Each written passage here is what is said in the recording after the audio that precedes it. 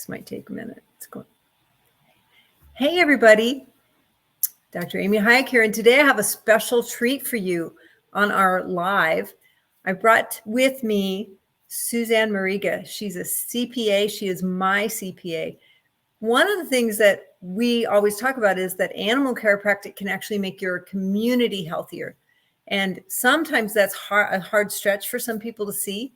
But what I recognize is if your practice isn't healthy, there's no way that you can create that legacy for your community. Let's face it, if you don't have some kind of a foundation that legacy can be built on, then when you're gone, so is your practice. And you leave all those patients and clients floundering. So I brought my friend and CPA, Susanne Mariga, with us. She is the author of Profit First for Minority Enterprises, and which is part of the Profit First legacy created by Mike Michalowicz. See, we're all legacy builders. Susanne, thanks for joining us today. Well, thank you, Dr. Amy. I'm a big fan of yours and what you're doing with the veterinary and chiropractic community. I remember personally for me, I remember being in a terrible car accident. And the only thing that made me possibly feel better was just going through having that chiropractor. So definitely the fact that you guys are doing that for animals and giving them a non-medicated way out, I think it's amazing. So thanks for the work that you're doing. Thanks so much. Can you explain to our veterinarians and chiropractors who are on here, and they've got practices, they've been doing this for a long time, what makes Profit First different? How does that change their business? I am a big fan of the profit first methodology because, obviously you guys have gone through a lot of schooling. I mean, to get those initials in front of your name, DR, is no easy task. And, and one of the things that they teach you, if you also take on that business school part of it or talk to your accountants is there's a traditional accounting equation, right? Revenue minus expenses equals income or equals profit, right? That's generally accepted accounting principles there. And the problem with that equation is, when we're teaching our entrepreneurs focus on revenue, then responsible, pay off your debt, pay your expenses, then naturally profit will follow. But the problem with that equation is it doesn't work. It absolutely does not work. And we know this because, when you look at the SBA and you look at the statistics out there, 80% of small businesses close because they fail to make profit. They fail to have cash flow really to maintain their operations. And so what Profit First does is really we start to work with your innate behavior, right? And we said, instead of paying expenses first, we're going to be intentional about our bottom line. We're going to prioritize profit and you're going to pay your profit first. So that means that revenue minus profit equals expenses. So literally what happens is we pay our profit first. And so we create that intentional bottom line so that you get the results that you want while still serving your community and still really carrying out your mission as an entrepreneur. Awesome. I coach animal chiropractors to help them build their practices. And one of the issues they have is they don't have enough money. They say, well, I don't have enough money to pay a coach. I don't have enough money to take animal chiropractic. I don't have enough money to take vacation. Some of them don't have enough money to have a lunch every day. And even bigger than that is sometimes once they get into coaching, they say they don't have enough money to open 5 bank accounts. What do we have to say? How do we explain that to them? Bottom line is intentional, right? Life is intentional, right? You're the captain of your own ship. And, a lot of business, and that can go for any business owner, right? Can say they have no money, but until you create an intentional system, right? That's when you have money. And Dr. Amy, I'm not sure how much the audience knows about Profit First, but I'd like to go ahead and go into it a little bit so they understand how it works really with it. That'd be great. That'd be really valuable information for these guys. Awesome. Let me go ahead and do a screen share if you don't mind. Sure. All right, so I'm going to do a screen share, show you guys my screen here. But how Profit First works is what happens is it's a system that's based upon intentional profitability, just like I mentioned before. And what happens, and this is a very basic level Profit First, is we create intentional profitability by setting up bank accounts, sort of like the Dave Ramsey envelope system. I think a lot of people have heard about Dave Ramsey. Except as entrepreneurs, I don't want you guys keeping money underneath your pillow, right? I don't want you to keep it under your mattress. And so what happens in Profit First is we're going to set up 5 bank accounts really to create that intentional profitability. And one bank account is going to be your income account. All your income is going to go into this account, right? All your income is going to go into this account. And twice a month, usually on the 10th and 25th, we're going to allocate it to bank accounts based upon designated percentages. Now, this table shows what we see in a healthy company. So Profit First Professionals has done a study of what a healthy company looks like. And when a company is really small in that startup phase, right, and it's got revenue under 250,000 in a healthy company, what we're expecting to see, right, is 5% of the collections going towards profit, 50% to go to owner's pay, 15% to go to tax, and then 30% to go to operating expenses. So what happens is throughout the month, money is collected in this income account. And then on the 10th and 25th, money is allocated to the profit account at 5%. If you're a small startup company, 50% to go to owner's pay, 15% to go to tax, 30% to go to operating expenses. And because you're funding this profit account first, you're creating that intentional bottom line.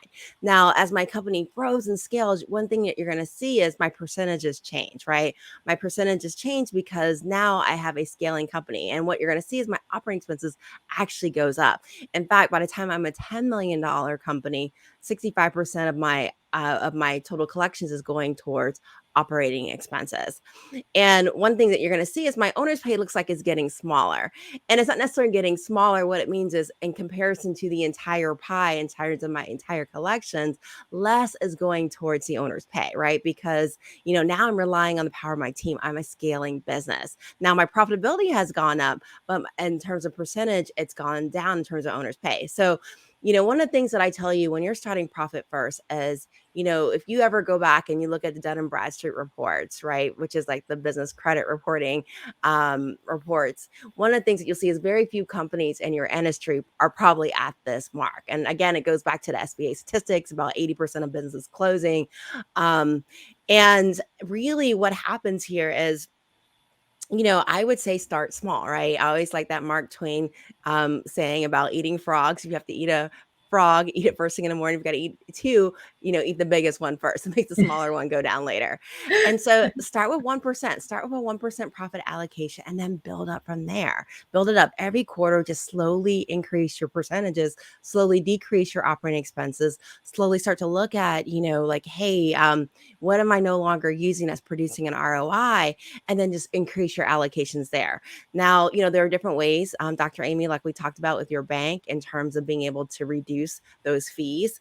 Sometimes if you start a savings account in addition to a checking account, they'll waive those fees. Another thing is, just slowly build up. And once you get that minimum balance in that account, then those fees are waived, right? Mm-hmm.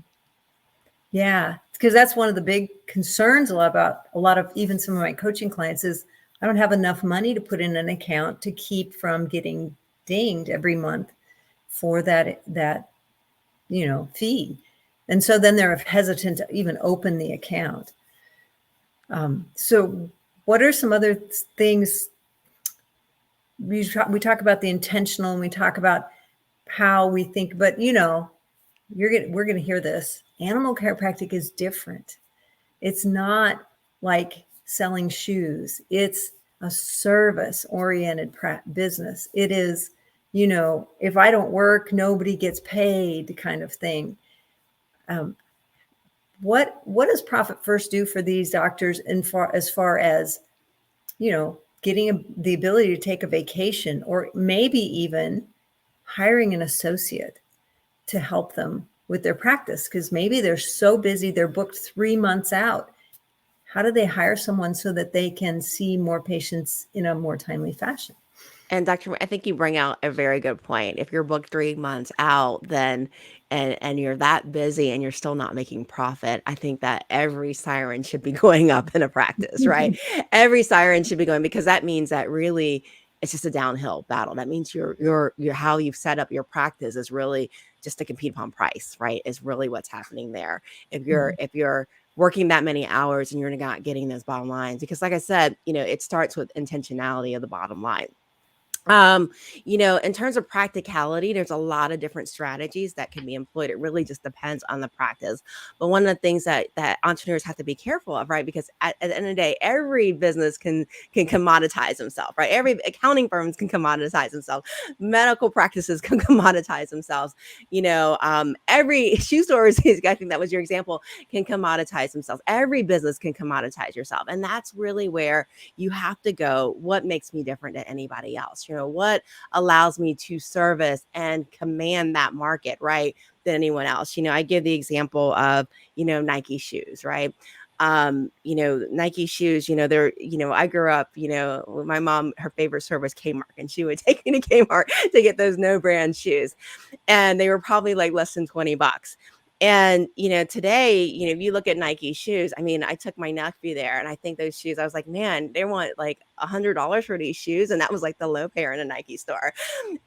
What makes Nike really different than anybody else, right? What makes Nike? Is it really a better quality, or is it the endorsement, or is it really the fan base, right? What makes Nike different than any other brand of shoe?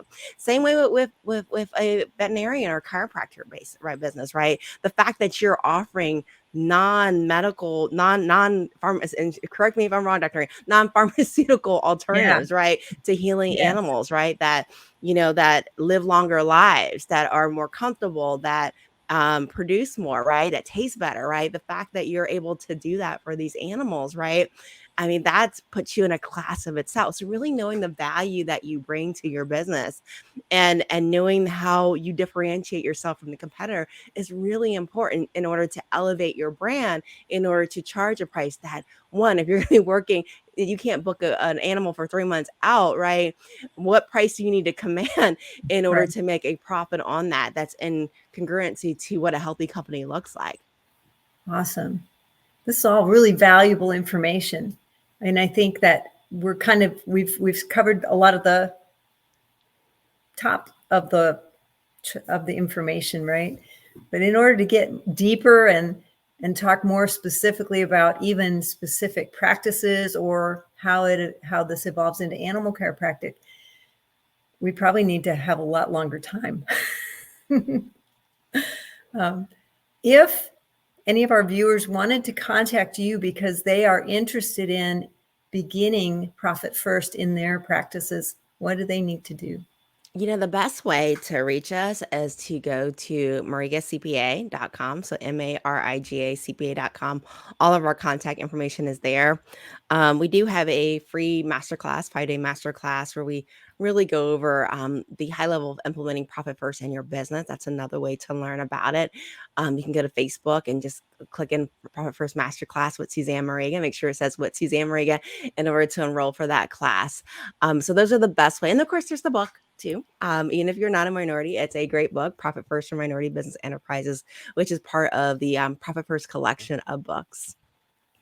Awesome. Yeah. So the books are a great place to start. It's honestly where I started, and you can see where it got me. I've got a whole library of Profit First information now because that's helped us to grow our practice and grow the school and help more animal chiropractors, because our mission is to help more animal chiropractors build successful practices so that they can help more communities become healthier and happier. So if you're a veterinarian or a chiropractor who has yet to add animal chiropractic to your practice, find us at animalchiropracticeducation.com, where you can register today and you can begin class today. If you have any questions, you're free to call us. You can find the information on our website. But if you're a veterinarian or a chiropractor who would like to grow your practice in a profit first manner, find Susanne at marigacpa.com. Thanks for joining us today. Thank you, Dr. Amy, and thank you for doing the work that you do. It's very important work. Thank you for your help as well. Without it, we would definitely not be where we are today. Thank you.